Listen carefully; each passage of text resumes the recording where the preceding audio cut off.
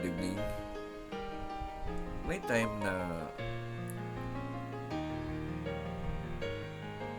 bigla ka na lang pagising mo, bigla ka na lang maging sentimental eh.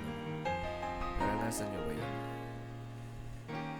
Na minsan naaalala mo yung mga taong close mo na wala kang hold na manatili siya sa'yo. Manatili siyang kasama mo pagtanda, kapatid mo na gusto mong makasama hanggang kay mga bata pa. Bata pa ba itong ganito na, no? So, may time na bigla ka na lang malungkot kasi marami sa atin na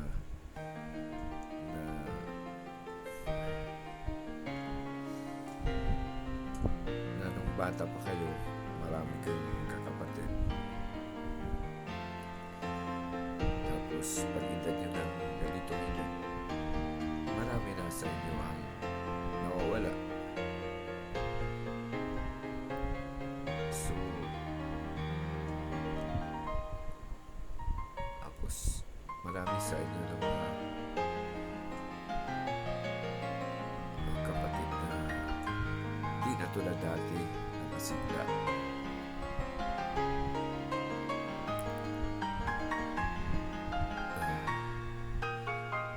Ay dinasal mo na sana'y malampasan nila ang mga pagsubok sa buhay na meron sila. Na magawa mo na lang ay umiyak o nasal ang time na makarecover sila, na gagaling sila. Okay, so yun.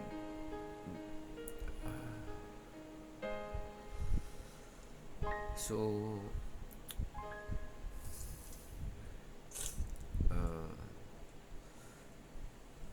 hindi ko rin alam kung bakit parang bigla na lang ako nalungkot, no? Kung ano-anong naisip tungkol sa buhay-buhay. Okay, so, yun lang. Sana'y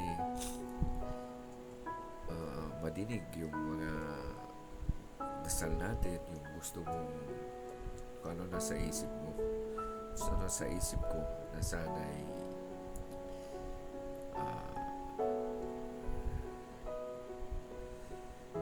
malusutan natin ang mga mga merong lalo na sa health problems, no? Sana'y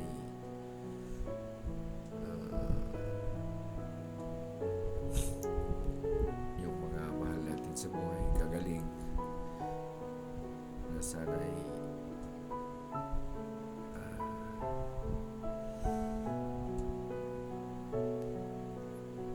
naabot pa tayo ng mga ilang taon. Basta abot pa tayo ng mga 20 years from now. Abot pa tayo, no? So sana tayo, kung ano man tong hiling natin, ano man yung hinahangad natin, ibigay ng Diyos. Okay. So, dahil lang naisip ko lang i-share din sa inyo